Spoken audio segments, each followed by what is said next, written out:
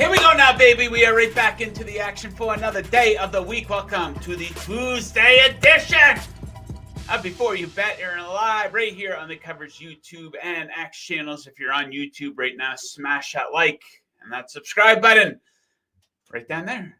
So big show planned for you guys today. Professional sports bettor Hitman will be by in a matter of seconds here to discuss what happened in the wild card round, look ahead to the divisional round here. 4 big-time games coming up on the weekend, hopefully better than what we saw in the wild card round. 5 of the 6 games were absolute dog shit. No need to sugarcoat it. Let's call it what it is. So Hitman will be here for a chat. Second segment of the show, Jon Metler will be here. He and I will be breaking down our favorite bets in the NBA here tonight. If you guys want to participate in the show, very easy to do so. Hit up that live chat, whether it be on YouTube, on X. What do you like in the divisional round? What do you like in the NBA here? What do you think of the Minnesota Vikings and that performance last night? Ugly stuff. Okay, let's get right into the action. Let's go to our guy who's on the road today. Our guy Hitman, beautiful smile on his face today. Hitman, how you making out?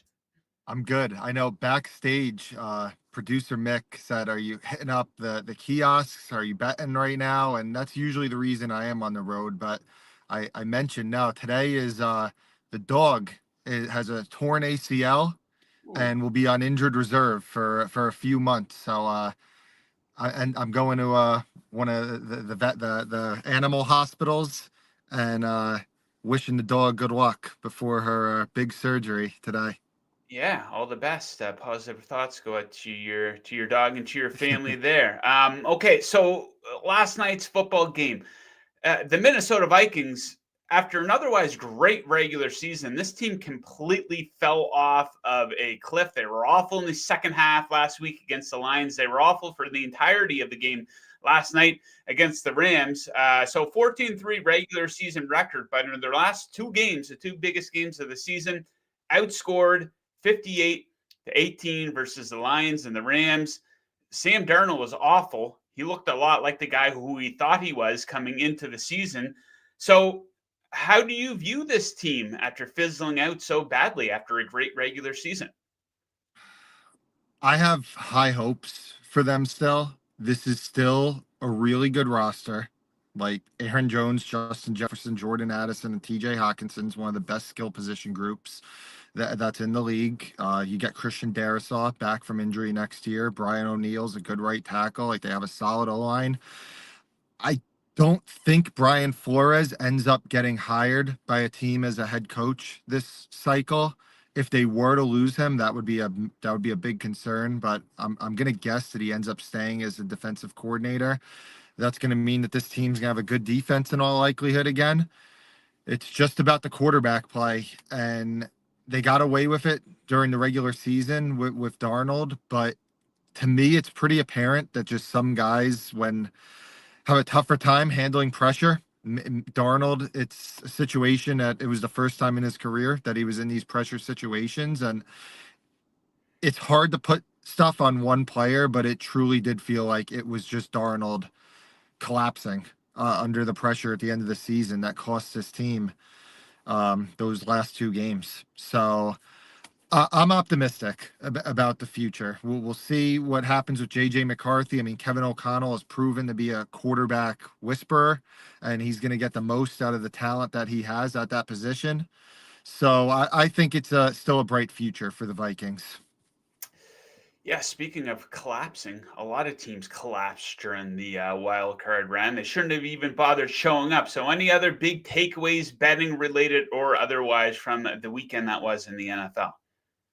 2 of them. One is Jaden Daniels, I think, is the best quarterback in the NFC already as a rookie. I think you could debate that he could already be the 5th best quarterback in the league outside of the big 4 in Mahomes, Allen, Lamar, and Joe Burrow. The other takeaway was the Steelers. Something has to be done to give this team a higher ceiling.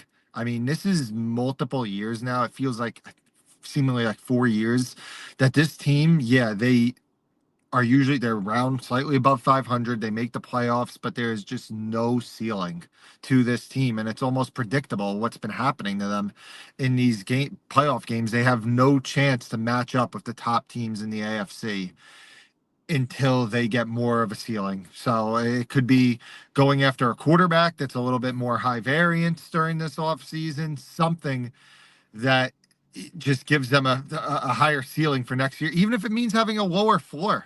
Like, that's fine. They just, right now, this is just destined to be a 500 team for years to come until they start taking some more aggressive shots.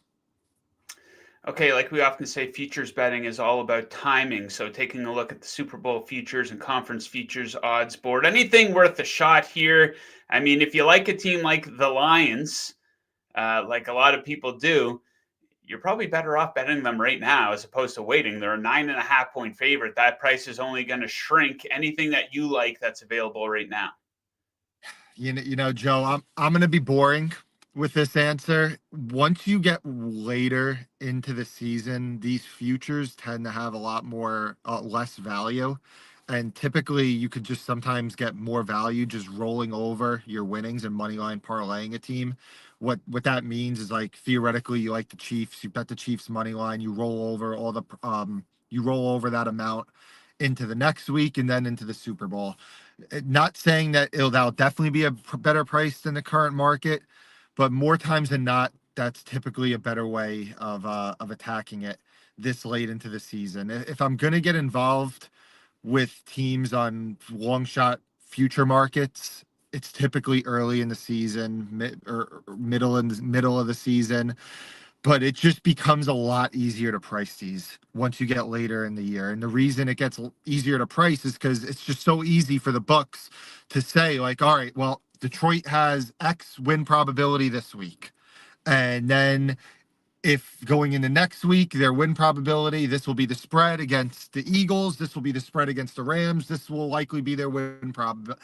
It's just a lot easier for books to price this stuff at this point in the year. So I'm kind of no fun with this stuff. I'm kind of going to say, you know what? You like a team, just bet on them during the playoffs. That I think is just a better way to attack it rather than bet a future. Okay, one futures market I want to ask you about is most sports books now have odds up available for a Super Bowl MVP, which is kind of interesting because we don't know who's going to be in the Super Bowl. We still have 8 teams left. But I don't know. I could understand the argument that you could get some pretty good value here. Like a pretty good common strategy is what team do you think is going to win the Super Bowl? Okay, we'll just take their quarterback. For example, the Lions are around plus 275 to win the Super Bowl, but Goff, you can take him to win Super Bowl MVP plus 600. So how do you feel about that market with 8 teams still remaining? I think that if you shop around with books, I think that you might be able to find some. If you really are cognizant of getting the best price, I think that you can maybe get something that's decent, just because if you are shopping around all books, you're going to lower the theoretical hold on the market. There could be some outliers with certain guys. I don't hate it. With that said, it's still something that, again, it gets easier to price just because books are able to have just a really efficient price on the probability that a team's going to make it. I tend to look towards quarterbacks in that market, and let's be honest, like, everybody's aware that quarterbacks, that's not breaking news, that you look towards quarterbacks, take advantage of that. Yeah. I could maybe see an argument for find a skill position player that you think that the quarterback maybe isn't the engine to the team, and you think that a skill position guy could have value, and maybe Philadelphia would be the best example of that. If Mm. Philadelphia did make it, that's a team that you could theoretically see a world where the quarterback ends up throwing for only 150 yards in a Super Bowl and somebody else gets it. So I could see that, but again, I hate to be the no fun guy, but it's still a market that's very tough to find an edge in. But the best advice I'd give is maybe try to find one of those situations I mentioned with like an Eagles team, and then try to see if you could find an off-market price on somebody. Saquon Barkley worth a shot, And perhaps. even Okay. like and even like Philadelphia, it's probably going to be only one receiver that has a big game for them if they did Yeah. make the Super Bowl. You could see a world where Jalen Hurts throws for 160 yards, and it's AJ Brown that has 100 of those yards or Yeah. something. So that would maybe be the team that I would look at it if looking at some guys other than the quarterback if I was forced to play it. Okay, good to know. Okay, so let's talk the biggest game of the week here. Of course, I'm talking Ravens Bills, the two MVP candidates. Ravens now favored by 1.5 points. Elephant in the room is Lamar Jackson has not been great in the playoffs. For context here, he has a career quarterback rating of 102 during the regular season. That number drops to 81.2 in the playoffs. 9 turnovers in 7 games. So, how much, if at all, do you factor his previous struggles in the playoffs into your handicap for this game? I think that it's a factor. It's very hard to assign a numerical value to how much it's worth that you think that a guy hasn't been clutch. Because like there's examples also of guys like they're not clutch until they are clutch. Like there was always a talk about guys like Peyton Manning, LeBron James early in their careers. It was like, oh, can't win the big one. And then they end up getting to a certain point in their career, and you're like, you know what, they're really good players, and they ended up coming to play in some of in these playoff games. So it's I'm not gonna just blindly look to go against Lamar and stick to that narrative. But I do think that there is some truth to some guys not playing as well in these moments. I mean, last night and last week with Sam Darnold was as good of an example as you could find of that being the case. And Josh Allen, despite Buffalo's playoff shortcomings, he's been a lot better in these playoff games. A lot of them Absolutely. haven't been. I mean, like look no further than that Chiefs Buffalo game where the Chiefs got the field goal at 12 seconds to force overtime. I mean, Josh Allen played great in that game. Like it wasn't because of him that they lost. So I kind of trust Allen more in these spots. So I kind of lean towards Buffalo to be honest. Getting the point in that game. Haven't bet it yet, but I do trust Allen more as my quarterback in this game than Lamar.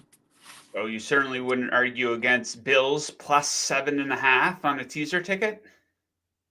I will be betting. I'll be betting that teaser in all likelihood. Let's go. But you know what the thing is? Like if Baltimore was plus 1.5, I'd probably be betting Baltimore in a teaser. The Yeah. leg that I'm certain that I want is Kansas City.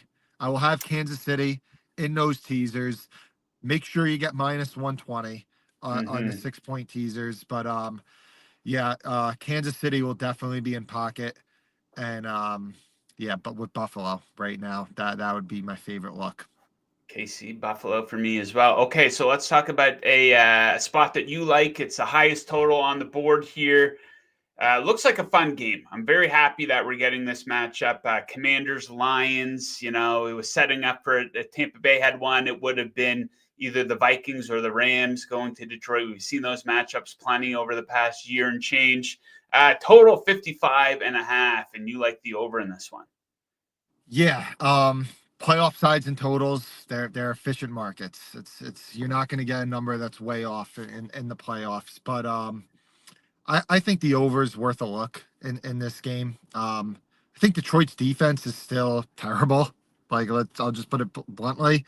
It's a matter of their last game. They looked a lot better than they were because of Sam Darnold just missing wide open receivers. Like in the first half, like Detroit didn't really even get a legitimate stop. It was just Darnold missing guys wide open or not pulling the trigger on guys wide open. And that's not going to happen with Jaden Daniels. Like from all accounts on Jaden Daniels, like people have said that he is just ice cold in a lot of these high pressure moments. He certainly looked that way last week against the Buccaneers. I trust him in this spot to have another big game. And you have two offenses that are super aggressive on fourth downs. They're the two most aggressive offenses in the league on fourth down. Probably not going to be a lot of punts There's probably going to be a lot of field goals that get passed on, and two offenses that are going for it at midfield, which just tends to be conducive towards a higher scoring game. And there's not much of a handicap I really need to explain with Detroit's offense. Like Detroit's Yeah, offense is going to at move home. the ball at will. And Detroit has been aware of how bad their defense is because their pass rate has went up a lot in the past Yeah. few weeks since they've had all these defensive injuries compared to earlier in the season. So like they know that they need to be a shootout team. So we're going to get ultra aggressive Detroit team. I think Daniels can connect on some of the opportunities that Sam Darnold missed on. So yeah, we'll go over in this game. Saturday night in prime time. Cannot wait for that one. Okay, Hitman, we will leave it at that. Thanks for joining. Best of luck with all your content here this week, and we will look forward to catching up with you again ahead of the conference finals next Tuesday. Thanks, Joe. Appreciate you. Yes, sir. Okay, the man right there. Saturday is shaping up to be such an amazing sports day. We have Texans at Chiefs, into Commanders at Lions, into UFC 311. If you're a UFC fan and an NFL fan like I am, this happens once a year when you get the NFL Saturday playoff game into a UFC. It's usually a pay-per-view too. So it sets up to be a great day for us who like both the NFL and the UFC. A lot of coverage coming up for that event here on the Coverage YouTube channel. Make sure you are subscribed. And if you like the show, it is very easy to let us know by taking half a second and clicking that like button right down there. Okay, let's talk a little NBA now with our guy, the Magic Ass Man, Jon Metler. Jon, how are you? Don't forget, on Sunday we have Suns Pistons into Lions Commanders. They moved the Pistons game, both in Detroit. So I don't know if there's quite the level of excitement for Suns Pistons. You would have that. I'm sure you're playing your whole day around that. Pistons are playing good ball right now. They're playing pretty good. Kate Cunningham might start the All-Star game. So Devin Booker, also a huge Lions fan, so he'll be happy about that game's time switch. He'll be there for sure. Let's go Pistons. I covered from you there last night. Okay, so right into the picks here today. I believe we have 6 total, 4 from you, 2 from me. And we have 3 for this game with an 11.5 point spread. The Thunder in Philly taking on the Sixers. You got 2 player props. Start us off with maybe the best player in the NBA, SGA. What do you like for him tonight? Yeah, I went Shai Gilgeous-Alexander over 5.5 assists. It's pretty simple. It's just Joel Embiid's out. His backup, Andre Drummond, is also out. So in terms of like rim protection, there isn't much on the 76ers. There's not much they can do here. Yabusele is starting at center. He's an undersized forward to just begin with. So when you're looking at like assists, SGA's assists, a lot of them will go like Isaiah Hartenstein around the rim should be able to convert. He has a like little float shot too, which nobody will be able to contest without Embiid. Embiid's a really good rim protector. So that's a huge swing in how like the 76ers can guard this. I just think they really just don't even have the 76ers they're kind of still in it because the East is just so bad, but they don't even have like a wing defender who I think can slow down SGA from getting the lane, getting wherever he wants. So I just think you're going to have to see a lot of help from like a team perspective. And that should just open up passing lanes and to Cutters. Cutters will be able to finish around the rim. I just think 5.5 plus 120. He's gone under a couple times here, so it's moved into plus money. So at that price, give me the over for SGA. Okay, I'm going to take the Thunder as a big favorite here to cover the 11.5 point spread. OKC does not take it easy on bad teams. Sometimes you see this, teams will play down to the competition. Not the case here for the Thunder. And the 76ers are a bad team, specifically without Joel Embiid. They are 8-16 without him. Check out some of these performances versus bad teams over the past month or so. They beat that Washington by 41, Charlotte by 12, Washington by 18, Toronto by 37, Utah by 27. They beat the living shit out of these bad teams. They're 13-3 against the spread in their last 16 games as a double-digit favorite as well. They are off tomorrow, so no reason to take their foot off the gas, no reason to take it easy. And this one, you dig into some stats, just a significant gap on the defensive end of the court here. First versus 21st in defensive rating over the last 10 games. OKC obviously better on the offensive end as well. So I like them to roll and cover in Philly. One more prop for this one, Aaron Wiggins. Yeah, people are saying SGA. So It was plus 120 this morning, and it was about plus 115 right before we came on air. We submitted these graphics earlier. You are right. Plus 105 is the best price right now. I just double check quickly. The break even I had was minus 125. So that's you can take that. It's obviously the gap's closing, but you still have an edge. So Aaron Wiggins. So again, this is another one that's moved. I had this 7.5 minus 125 when we submitted this. It's now about 8.5 even money. So like I was saying with the rim protection for the 76ers, Aaron Wiggins is kind of like a sneaky play because he's someone who can get downhill and can put pressure on the rim, and like he likes to get in the lane and stuff. And you just look at like last game, I know it was against the Wizards, but he had 23 points. He's shooting the ball well. The thing that really popped for me on this one is you had a good edge on this, and it was with him playing 20 minutes, and that's pretty low for Aaron Wiggins. Caruso is expected back, but you think he would definitely get those 20 minutes, and he could steal a couple more because, like you said, the Thunder 11.5 point favorite. So they could lean into that bench just a little more. For that reason, I also did dial back SGA's projection as well. I took some minutes off of him for the assist, and that minus 125 is with those minutes taken off. So I think Aaron Wiggins, 8.5 even money, I would play that as well as showing good EV. Okay, next up for me, let's go to Indiana, the Cleveland Cavaliers, the buzzsaw that is Cavaliers in 10. I'm going to take the over in this game, total at 232. I think we're getting a little bit of a bargain here, considering these teams just played on Sunday. The total was 239.5 for that game. So why such a big drop? Well, they only combined for 201 points in that game, but that seems like a pretty big outlier to me, given the scoring patterns and offensive ability from these two teams. Speaking of offensive ability, first versus fifth in offensive rating over the last 10 games. Also first versus fifth in points per 100 possessions in that 10-game span. And maybe of interest to some people, consecutive unders are rare for the Cavaliers. So this is a very high-scoring team. They allow a lot of points too. So in games after going under, they went under in the most recent game against the Pacers. They are 8-3 to the over. Some very high scoring games lately. 3 of their last 5 games have crossed 250 combined points. We know the Pacers, their offense is absolutely better on their home court. So give me the over there. Another spread pick for the Mavs game playing the Nuggets. Yeah, so I went Mavericks. So I bet this last night. And then this, again, another graphic gets moved. Yeah, it's a good thing everything's moving this way. I actually pulled a Bradley Beal graphic completely because it moved from plus 125 to minus 110. But Mavericks, I think you're looking at about plus 4 now.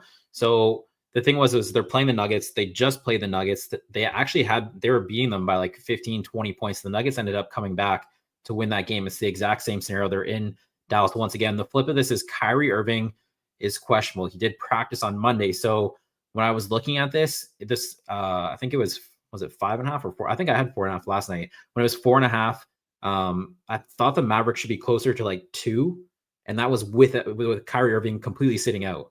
So when you saw that, it's like, well, then you could also catch the additional boost if Kyrie Irving might play. It's the front end of a back-to-back, so it's not entirely sure, but it is moving. I think it's down to like 3.5, 4 is what you're seeing. And then just from the matchup side, I think it's tough to beat a team twice in the same building, like kind of back-to-back games. And they have Lively, Gafford, Washington. Those are 3 guys in terms of slowing down Jokic. They actually have those pieces that can slow down Jokic. So I took the Mavericks. I think it's a good bet. If Irving still sits out, I think you have a decent edge, like taking a plus 4, but I think you could catch an additional boost and he plays. So. Okay, next up, we have saved the best for the last. A lot of people are saying this is the game of the year so far in 2025. Absolutely the game of the week across all sports, including the NFL playoffs. Of course, I'm talking about the Brooklyn Nets in Portland to take on the Trailblazers.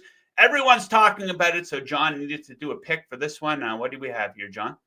Yeah, so I put Nets 6.5. You're looking at 5.5 now.